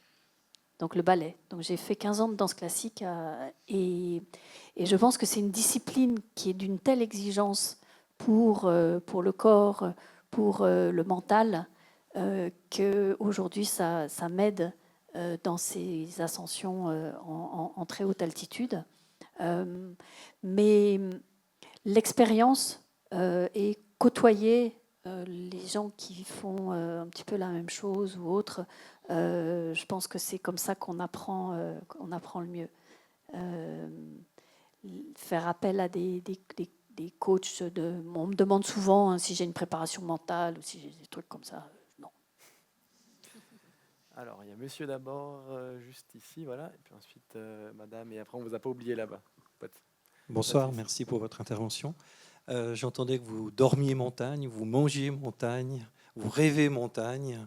Et je me disais, quand vous rentrez, vous avez effleuré le sujet aussi un petit peu, comment vous récupérez de l'extrême à un autre extrême. Et quels sont vos temps de récupération? Avez-vous d'autres choses mises en place pour sortir un petit peu de cette montagne aussi? Ouais, alors ça, je me cherche encore pas mal, pour être honnête. J'ai des phases où je suis inarrêtable, je peux aller quasi tous les jours en montagne, faire de l'endurance ou bien autre. Et puis tout d'un coup, je suis assez rattrapé par ma motivation. Et puis il faut que je reste une semaine tranquillement, voire des fois plus. Donc ouais, je suis encore en train de me chercher. Je commence à plutôt bien me connaître, mais quand il y a de la motivation, la météo, rester tranquille quand il fait beau, c'est super dur. Et du coup, je muse beaucoup comme ça. Mais j'ai 36 ans, je pense à 40 ans, je vais trouver la méthode miracle. Oui, madame ici. Oui, Et ensuite, bonsoir. On peut passer le micro juste en haut. Ma question c'est d'où vient cette attirance pour ces disciplines, certes magnifiques mais dangereuses? Comment est-ce que tout a commencé? C'est des copains qui m'ont emmené en montagne, en fait. Alors, on a grandi dans un univers de montagne, mais il n'y a pas d'alpiniste dans la famille, donc c'est par les amis que j'ai démarré. Et c'est vrai que j'ai très vite été attirée, en fait, par l'altitude, par aller toujours un petit peu plus haut. Donc, c'est un bon prétexte pour voyager. Une fois que tu as fait le Mont Blanc, tu peux aller comme ça, voyager et aller 5000 mètres, 6000 mètres, 7000 mètres, etc. Et donc, c'est ça. C'est vraiment cette quête d'altitude qui a fait le moteur de tout le projet. Et c'est vrai qu'une fois que j'avais atteint le sommet de l'Everest, en fait, où j'ai dit, bah là, pour le coup, bah, là, on ne peut pas aller plus haut. Et c'est là où je me suis dit, ah, mais il y en a d'autres, donc on va faire différent, mais on va continuer de grimper. Donc c'est vraiment, c'est venu petit à petit. Et il y a une chose qui est quand même intéressante que j'ai pris conscience justement à la fin des 14, c'est que tant qu'on est dans la dynamique d'un projet, et ça je pense que tu dois avoir peut-être le même ressenti, tout ce qui nous encombre, hein, ben, typiquement le danger, les copains qui sont décédés, etc., tout ce qui encombre, ben, on a tendance à aller le mettre un tout petit peu en arrière comme ça parce que le moteur, il est dans la dynamique de la préparation de l'expédition d'après. Et tout ça, on n'a pas envie d'y penser vraiment.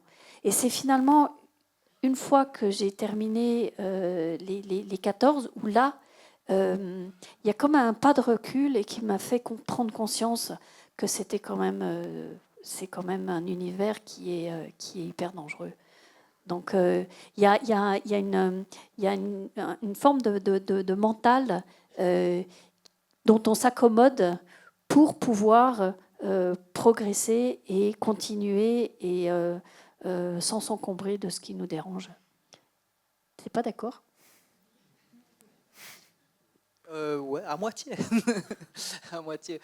Bah, oui, c'est clair que toutes ces expériences, comme on l'a dit avant, c'est clair que moi j'essaye de les garder vraiment avec moi et tout ce que j'ai appris. Typiquement, on évoquait l'accident de Mika, quelques petites frayeurs que j'ai eues aussi moi-même.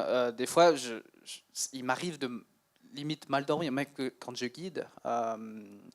Tout d'un coup, on va faire une voie normale, comme tu disais. Ben, j'imagine des choses qui me font stresser pendant la nuit. Donc, c'est justement ce qui me garde et ce qui me nourrit dans ce milieu. Parce que j'ai souvent peur. On ne croirait pas en voyant les images, mais c'est vraiment quelque chose que j'oublie quand même rarement, même en plein projet. Prochaine question. Là, on va encore faire une dizaine de minutes de questions et puis ensuite on passera aux dédicaces. Je voulais savoir, le fait de côtoyer le risque comme ça, de manière si proche, est-ce que parfois ça induit chez vous une forme de culpabilité vis-à-vis de vos proches, de votre famille? Peut-être pas, mais si oui, comment est-ce qu'on gère ça soi-même et comment est-ce qu'on gère ça avec les proches? Ouais, alors c'est une bonne question qu'on a évoquée aussi assez tardivement dans ma famille, mais aussi indirectement aussi, parce que je fais ça depuis tellement longtemps. Comme je dis, je suis né en station, donc le ski, ça fait partie de tous les hivers. Et puis après coup, l'alpinisme en été aussi. Mais ouais, j'ai l'impression, j'ai eu discuté de ça typiquement avec ma maman, où ça fait vraiment partie de ma vie. Et puis de toute façon, comme elle disait très bien dans un pages, je crois, de toute façon, je ne peux pas l'attacher, je ne peux pas l'enfermer, c'est sa vie. Et puis c'est comme ça qu'il est heureux. Donc moi, je trouve que j'ai vachement de chance d'avoir des personnes autour de moi qui comprennent ça. Louise, c'est pareil. Elle ne me pose jamais trop de questions. J'imagine qu'elle est un peu inquiète de temps en temps, mais comme elle le dit assez bien, elle s'imagine pas vraiment des endroits où je vais. Puis le soir, si je raconte quelque chose, c'est là qui réalise. Mais voilà, ça fait partie vraiment de ma vie. Puis j'ai l'impression qu'ils ont assez confiance en moi. Et il y a une confiance réciproque. Et je pense que c'est pas tout le temps pareil. Et je pense que je suis assez chanceux là-dessus. Une question de monsieur. Est-ce qu'il y a des questions aussi au fond là? Je ne vous vois pas très bien. N'hésitez pas à vous manifester, monsieur. Merci, j'ai une question pour Sophie. Reinhold Messner avait dit, quand il a fini la série de ses 8000, il a ressenti un sentiment de solitude et de délivrance. Délivrance parce qu'il était plus prisonnier de son rêve, et de solitude parce que c'était comme s'il ne savait plus où aller. Et je voulais savoir comment vous avez vécu ce moment où vous réalisez le rêve que vous a accompagné pendant des années de préparation, et puis le moment où le rêve n'est plus là, on est seul. Alors, le sentiment de solitude, non. Parce que justement, j'ai quand même fait toutes ces expéditions très, très entourées. Et on était justement une très très belle équipe sur le Nanga Parbat, sur le dernier sommet, qui a donné vie à ce film, qui s'appelle justement donc Le Dernier Sommet, et le livre. Et donc ça a été finalement une année. Alors c'est récent de nouveau, mais cette année de transition, elle permet de prendre le recul et de digérer un petit peu tout ça d'une jolie façon, parce que c'est des objets qui vont rester et qui permettent vraiment de fermer ce grand livre des 14-8000. Et dans le film, d'ailleurs, je le dis, heureusement qu'il n'y en a que 14, parce que sinon je continuerais. Et donc il y a un moment où c'est bien que ça s'arrête. Parce que justement, on revient dans toute cette thématique qu'on a évoquée à plusieurs moments. Donc il y a ce côté extrême, ce côté dangereux.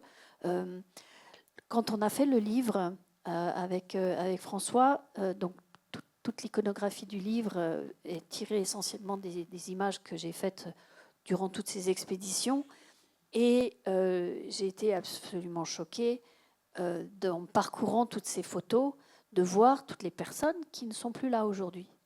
Et donc, ça me conforte dans le fait de dire que, voilà, ça suffit et c'est bien de passer à autre chose. Donc, ça permet de fermer ce grand livre des 8000. Et dès l'instant où on est en accord avec ça, enfin, moi, je le suis complètement, ça permet d'ouvrir un nouveau chapitre et ça ouvre le champ des possibles. Alors, c'est vrai que j'ai compris que je n'avais pas envie d'aller mettre le crampon à la cave tout de suite. Donc, on va quand même rester dans cet univers des expéditions. Et voilà. Donc, et puis, moi, j'ai quand même un tempérament avec des rétroviseurs qui sont tournés vers le devant. Donc, je me réjouis de ce qui va arriver. Est-ce qu'il y a encore deux dernières questions? Madame, ici. Ah, pardon, je ne vous vois pas très bien. Oui, alors allez-y, si vous avez le micro. Ouais. Merci beaucoup. Je voulais savoir, Sophie, si vous, pendant votre parcours, vous aviez ressenti des différences avec vos homologues masculins, et si oui, si ça a été une force pour vous ou plutôt un frein, ou les deux. Et voilà. Donc il y a une grosse évolution qui s'est faite sur toutes ces années. C'est vrai que les premières expéditions, j'étais la seule femme, pratiquement. Donc je dis souvent en conférence, les expéditions à 8000 mètres, c'est un peu comme la hiérarchie dans les entreprises. Plus on monte et moins il y a de femmes. Donc ça, c'est un constat. Mais on va vers... la tendance, c'est d'aller vers la parité. Donc on n'y est pas du tout. Mais ça s'améliore, on va dire. Et donc il y a de plus en plus quand même de femmes qui entreprennent ça. Et je pense qu'effectivement, de parler, de partager, de dire que c'est possible, d'inciter les femmes à oser. Donc toutes ces thématiques ont fait que ces dernières années, effectivement, il y a de plus en plus de femmes quand même sur ces camps de base, et c'est bien. c'est bien. Alors quand on est la seule femme dans une expédition, on a ce côté un petit peu où on est choyé, pour autant qu'on respecte les codes du pays, hein, si on fait allusion par exemple au Pakistan ou ces destinations. Donc il n'y a pas de... on est plutôt avoir ce côté un petit peu privilégié et autres. Après, quand on est sur la montagne, j'ai envie de dire qu'on est un grimpeur comme les autres. Et c'est à nous adapter parce que les conditions sont rudes. Il y a la promiscuité des tentes, etc. Donc, c'est quand même pas toujours facile. Il faut clairement mettre sa féminité sous son mouchoir au fond de sa poche, hein, parce que c'est pas toujours évident. Mais ça fait partie de cet univers. Et c'est vrai que quand on rentre, donc j'en reviens à la question de monsieur tout à l'heure, ce grand écart entre cette vie qui est rude, un inconfort permanent sur ces montagnes et ces camps de base, et ben, le retour, ça fait effectivement un espèce de grand écart, mais ça fait du bien. Donc je suis toujours contente de rentrer. Et puis après, une fois que la routine ici s'est installée, ben c'est souvent le temps de repartir. Donc je suis toujours aussi contente de repartir. Donc c'est un équilibre de toutes ces années et j'espère que ça va continuer encore. Et la dernière question pour monsieur. Oui, bonjour, j'ai une question pour Jérémy. Moi, je me souviens avoir été vraiment marqué par les images de La Liste, le premier, parce que je ne pensais pas que c'était possible d'engager autant dans des pentes à plus de 50 degrés. Et je voulais savoir quel a été le cheminement pour vous, de vous dire que c'est possible et je peux y aller et je peux engager autant de vitesse dans ces pentes à plus de 50. Je ne sais pas si tout le monde se rend compte de ce que représente une pente à plus de 50 degrés, ou même les meilleurs skieurs, ils font des virages sautés. Et on vous voit aller à des vitesses hallucinantes. Donc j'aimerais savoir un peu le cheminement qui a été derrière cet engagement-là. Alors le cheminement, il était assez long. Il a commencé à côté des pistes. On a une petite arête au Maricotte là, qui longe le télésiège. Puis c'est là que j'ai fait un peu mes armes, parce que c'est très court, mais super raide.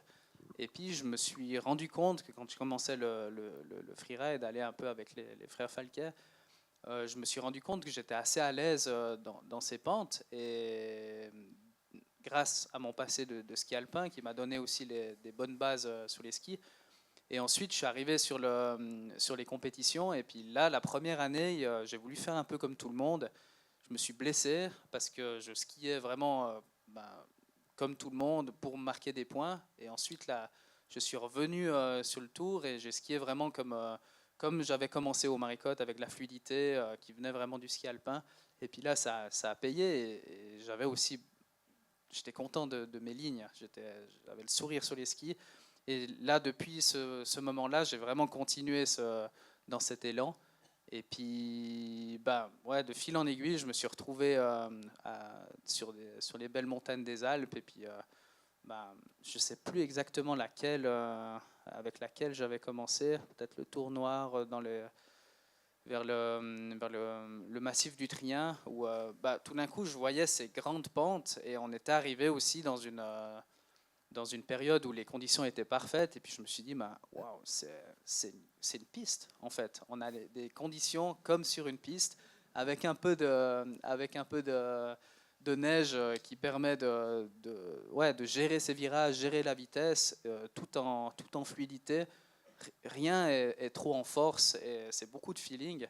Et on n'a pas de porte, donc ça n'a rien à voir avec le ski alpin, finalement, mais c'est beaucoup de feeling. Et puis si on arrive à avoir ces bonnes conditions, c'est jouissif, c'est vraiment top. Donc ça a été vraiment ça a été vraiment une évolution assez, on va dire, naturelle, et puis que je continue à suivre d'ailleurs. C'est assez cool de voir, quand je pense en arrière, on prépare un prochain film qui va justement raconter un peu ce parcours-là. Parce qu'une fois, je me suis dit, mais depuis le début que tu es sur les skis, tu continues un peu à suivre et puis à être motivé par autre chose. Tu n'es pas arrêté juste à quelque chose. Et je pense que c'est là c'est ces sentiments-là, c'est cette motivation-là qui m'a emmené à réaliser le film La Liste et La Liste 2. Et puis après, on a continué un peu plus haut. Donc on va dire que c'est une suite un peu logique. Il y a des beaux projets encore, en tout cas. J'espère qu'on va continuer avec de beaux projets. Ouais. Bon, on va terminer là-dessus. Merci beaucoup à vous deux, Jérémy et Sophie, d'avoir été avec nous. Je crois qu'on peut les applaudir bien fort. On peut même se lever si vous le pouvez pour les applaudir. Jérémy Heitz et Sophie Lavaux. Je vous rappelle aussi le livre de Sophie qui est disponible à l'achat en zone de dédicace juste à l'entrée. Et Jérémy et Sophie qui seront à votre disposition encore quelques minutes pour des séances de dédicace, pour des photos, pour des questions aussi si vous n'avez pas réussi à poser toutes vos questions ce soir. Merci à toutes et à tous d'avoir été présents et merci à la Ville de Genève aussi pour l'organisation de cette conférence. Il y en aura d'autres, j'en doute pas. Et puis merci et bonne soirée à toutes et à tous.